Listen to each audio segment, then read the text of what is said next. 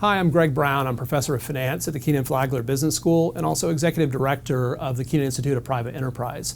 So I want to spend a few minutes today talking about a new research project that we've just released from here at the Kenan Institute. It's with a couple of colleagues, David Robinson, who's a professor at Duke's Fuqua School of Business, and also Sarah Kenyon, who's a colleague of mine here at the Kenan Institute. So we're specifically looking at funding gaps for small businesses in the U.S. So as almost everyone knows, the U.S. has extremely deep capital markets and provides a huge amount of capital to businesses of all types. But there seems to be some sort of gap in the capital that's available to smaller businesses. So for example, if we think about the stock market in the U.S., it's the largest stock market in the world, but companies need to be of a certain size before they're able to access that stock market. So there's real concern that smaller businesses, newer businesses, maybe more geographically diverse businesses or businesses diverse in other ways may not have the same access to capital that's going to let them grow. So we've looked specifically in the U.S. at small businesses. We've looked at different ways that they might access capital and tried to figure out what sorts of programs would be best suited for providing more capital to small businesses.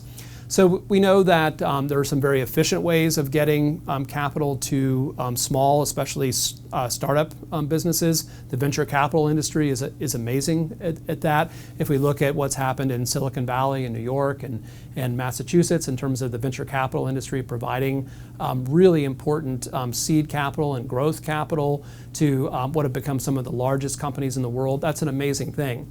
But it is sort of geographically constrained. Most of that investment does happen in just a few places. And it's also somewhat limited in terms of the industries that venture capitalists like to invest in. Of course, there's lots of growth opportunities in other industries as well. In industries that even things like the banking industry might have a hard time servicing. For example, industries where there aren't hard assets that the company can use as collateral for a bank loan.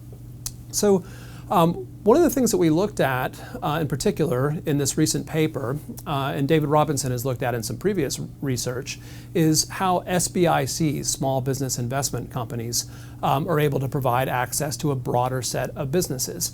So SBICs are a program administered by the Small Business Administration. They've been around for a long time. There's a long history, almost a 50-year history of data that can be examined in terms of the capital provided by SBICs. And that is actually a pretty effective form of providing capital to small businesses. It looks like they are able to fill the gap that other types of capital have not been able to provide. So we've updated this and looked at data since the financial crisis when we know there's been a lot of innovation in capital formation.